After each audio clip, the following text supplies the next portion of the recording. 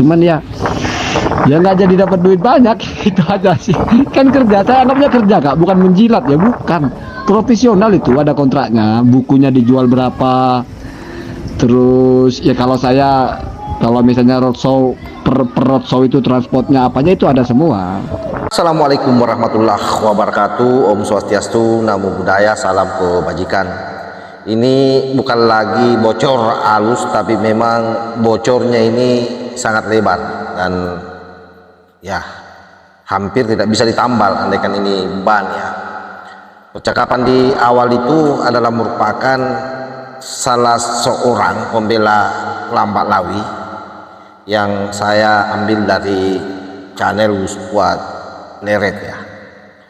Ternyata selama ini sinyalemen yang dikeluarkan oleh para mukibing bahwa pasukan pendukung Kiai Matin bayaran, ternyata sebaliknya ya. Dari apa yang kita dengarkan bersama-sama pada cuplikan di awal itu, saya kira muaranya sangat jelas.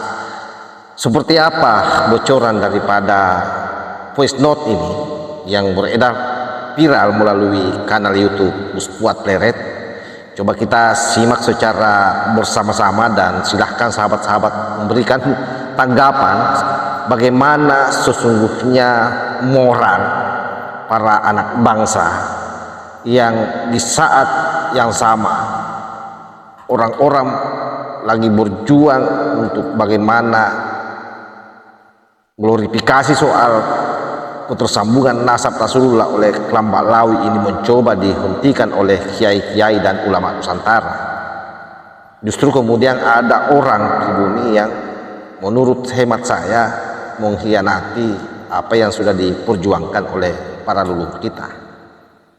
Coba kita simak secara bersama-sama dan silahkan sahabat-sahabat memberikan komentarnya sendiri atas penilaian terhadap voice note ini. Sebab itu rencananya begini kak, ya anggaplah kali ini kan fair ya.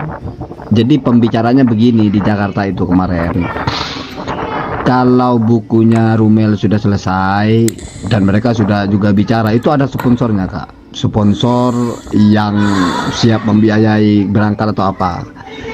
Nah, salah satu dari pembicaranya itu kalau bukunya sudah selesai, itu kan nanti akan ada roadshow buku itu. Rumel bicara tentang penelitian sejarahnya, saya bicara tentang ilmu nasab. Itu yang digodok itu. Tapi saya kepikiran Rara terus. Saya pikir, saya nggak saya sedikit ya semacam menanggapi, tapi belum terjadi MOU apa-apa karena saya kepikiran, wah, kalau saya ambil ini, saya pergi seminggu, bukan masalah perginya ya, tapi karena berkaitan dengan Rumil, Rara ngamuk begitu. Gimana nanti kalau saya harus ke Timur Tengah seminggu, ke mana? Ke Yaman, ke Madinah, kemana itu ngambil manuskrip itu. Wah, saya kan seperti mempermainkan terus, gitu. Nah, saya baru terpikir juga, apa mungkin kalau nggak bisa Rara menerima itu, ya saya ngalah aja mungkin ya. Saya ambil jalan tengahnya aja, saya tetap main di YouTube saja dan tidak ada keterkaitan dengan mereka. Apa bagaimana ya, nggak tahu juga. Saya berani aja bilang kalau ya sebaiknya saya kayaknya walaupun ya sama-sama nggak enak sih. Saya bilang saya mungkin tidak bisa terlibat terlalu jauh, mungkin hanya main di belakang atau bagaimana gitu. Cuman ya nggak jadi dapat duit banyak. Itu aja sih. Kan kerja, saya anggapnya kerja kak, bukan menjilat ya, bukan. Profesional itu, ada kontraknya, bukunya dijual berapa. Terus ya kalau misalnya roadshow, per roadshow itu transportnya apanya itu ada semua. Itu maksud saya itu, ya memang itu karir ya, tapi kan memang nggak sinergi sih. Ya nggak tahu lah, saya bingung juga itu. Mereka itu kak, aksesnya itu bisa mempertemukan saya dengan Said Mahdi Rojai yang orang Iran itu. Dan mereka bilang, kenapa bukan Rumel? Rumel nggak cocok. Rumel nggak bisa, karena dia nggak menguasai masalah nasab, nggak nyambung sama nasab, sama ahli nasab nggak nyambung. Rumel ini bicara lain. Makanya kalau ada begitu, kemarin maunya itu mau live stream gitu, tapi kayaknya nggak memungkinkan di Iran. Saya tangkap mereka ini tahu posisi saya kak. Saya kan sudah bilang sama kalian, mereka yang bilang ini ahli basul masail, di atasnya Rumil masalah itu. Kalau Rumil nggak bisa itu. Rumil itu bicara apa yang dia teliti. Saya dengar sore demi Allah mereka berkata begitu kok. Sampai saya yang nggak nyaman, saya bilang saya ledekin, ini mau ngadu domba pribumi nih. Ketawa mereka, enggak, saya jujur Gus. Saya lihat konten antum menjelaskan ini itu lain dengan Rumil. Gergetan mereka Kak ketika dengar Rumil berdebat sama Kemal itu. Rumil kayaknya kalau berdebat begitu sih. Gitu. Makanya jadi saya itu di pandang mereka itu Pak punya potensi yang lain. Nah, makanya mungkin mereka akan sangat respect kalau saya juga bawa bendera sendiri gitu. Sama-sama berharga lah, sama-sama punya harga sendiri gitu loh. Nggak di mix gitu. Nggak akan ada di posisi itu Kak, karena gini Kak. Rumel itu nyari kitab tua. Jadi memang bukan keilmuan, bukan orang nyari kitab aja dan dia mengulas itu tahun begitu. Saya bicara teori nasab. Jadi itu berdampingan dan memang berdiri enggak, saya juga terpikir juga. Ya kalau misalnya saya mau naik juga saya juga punya bendera sendiri. Saya ya kalau mereka mau mensupport misalnya ya punya Rumel ya mereka sponsori, ya punya saya mestinya ya juga disponsori. Kalau misalnya mau ideal jangan di mix menjadi satu kesatuan karena memang masing-masing saya maunya gitu. Jadi saya mau coba serius dulu tentang nasab ini. Saya sajikan proposal karena ini Kak, bukan mendompleng Kak ya, apa bahasanya, ini kan kerjasama atau saya tawarkan, kan biasa Kak kita tawarkan sesuatu itu, siapa tahu ada pihak yang serius, kan biasa lah kita pengusaha juga kan menawarkan proposal ke pengusaha lain atau vendor, kan biasa begitu. Tapi jelas kontraknya, ini bendera saya punya karya begini tentang nasab begini. Kalau misalnya mau diadakan roadshow ya saya bicara yang saya tulis ini gitu. Saya nggak menghubungi Rara itu dalam hati saya, toh saya nggak gatal, saya nggak ketemu perempuan, nggak berjam-jam kita ngomong 8 orang 9 orang, laki-laki semua, tua-tua lagi, umur 45, 50, 60, bukan anak-anak muda. Jadi saya merasa dalam hati ya biar aja dulu lah, daripada di tengah-tengah itu ngobrol gaduh. Ya itu saya bilang saya sedang kerja gitu loh, itu.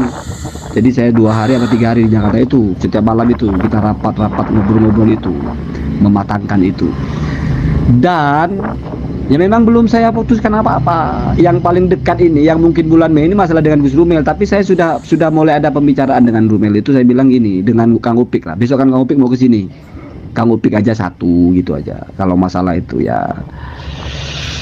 Apalagi kan begini, saya tanya-tanya juga kan, kira-kira ke Mekah Madinah bisa umroh nggak? Kalau bisa umroh kan menarik juga, ternyata nggak bisa. Wah, kalau nggak bisa umroh nggak ada nilai besarnya juga. Kalau masalah duit ya nggak bakal banyak juga, orang kerja begitu-begitu aja. Saya bisa nolak kalau masalah itu. Buka dulu Kak, saya mau upload lah ya, jangan dihancur-hancurin dulu ya YouTube-nya ya. Saya takutnya gini Kak, sudah saya upload terus tiba-tiba dihancur YouTube itu bukan berimbas ke saya aja Kak, mesti akan berimbas kepada dinamika ini, mesti akan wah ternyata pembela Balawi begini begitu. Itu yang saya tidak mau Kak.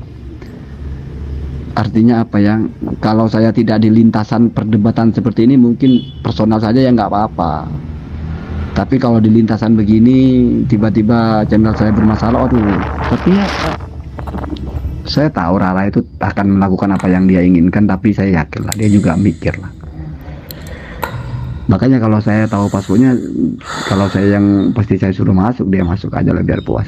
Saya kira semakin jelas ya siapa sebenarnya yang dibayar dan siapa yang membayar. Ya tentu memang kalau diskursus nasab ini dari awal saya juga sudah memberikan prediksi bahwa ini pasti akan ada yang diuntungkan, terutama para pribumi yang mencoba mengambil kesempatan dari diskursus soal nasab ini, terutama mereka yang merasa pintar soal ilmu nasab. Ada peluang memang terbuka mereka akan dikontrak oleh klan Balawi. Tentu yang menjadi pertanyaan besarnya adalah kalau memang nasab mereka ini asli, untuk apa berjibaku misalnya membayar orang untuk melakukan penelitian ulang, bukankah nasab yang ditulis oleh mereka melalui Rabita Alawiyah itu sudah berdasarkan hasil penelitian, di mana dasar-dasarnya itu. Oleh karena itu memang semakin jelas bahwa nasab mereka ini adalah nasab yang batil ya, yang tidak bisa dipertahankan lagi. Karena toh sejauh ini mereka pun untuk berupaya mempertahankan nasabnya justru memanfaatkan orang-orang pribumi bagaimana mereka membela. Dan alhamdulillah karena Tuhan memang betul-betul adil membongkar semuanya. Dan saya kira ini belum terlambat bagi seluruh anak-anak pribumi. Saya kira lebih baik menahan diri. Kalau tidak mau terlibat di dalam mendukung Kiai Imad, ya diam sajalah, atau membuat konten-konten yang lain yang lebih edukatif, terutama kalau disinyalir itu anak-anak NU ya lebih bagus membuat pengajian-pengajian kitab. Ya kalau memang paham soal kitab ya, jangan kemudian maksud melacurkan diri. Karena ini sama saja dengan melacurkan diri sebenarnya. Karena dalam rekaman itu jelas ada bayarannya. Ya, hanya saja ini belum terjadi ya. Tetapi ya kita lihat saja ke depannya bagaimana, dan silakan sahabat-sahabat memberikan komentar sekali lagi atas kejadian ini. Dan mudah-mudahan ini adalah merupakan video terakhir yang membocorkan adanya orang-orang pribumi yang justru kemudian bergaul dengan kelompok Alawi dan membela mereka. Ya kalau bahasa kasar itu budak-budak ya. Bahasa kasarnya itu ya budak-budak kiamat. Ya jangan sampai itu terjadi ya sahabat. Jadi sebelum terlambat saya kira berbalik arah. Karena semuanya pasti akan dibongkar oleh Tuhan. Tidak akan mungkin kebenaran akan tersumbat. Dia pasti akan menemukan jalannya. Wallahul muwaffiq ila aqwamit thariq. Wassalamualaikum warahmatullahi wabarakatuh.